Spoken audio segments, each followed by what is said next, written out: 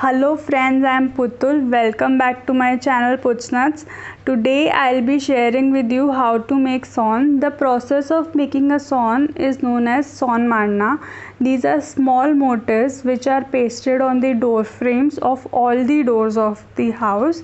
It is said that pasting these on Raksha Bandhan creates an effect on the house, preventing it from the bad effects of the evil eye which might come with all the festivities and all.